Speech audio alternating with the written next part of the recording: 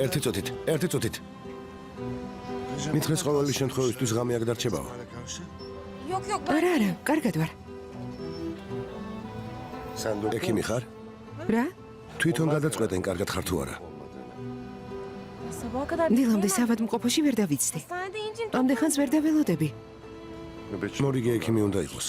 თხოვოთ, მოვა და გაგსინჯოს.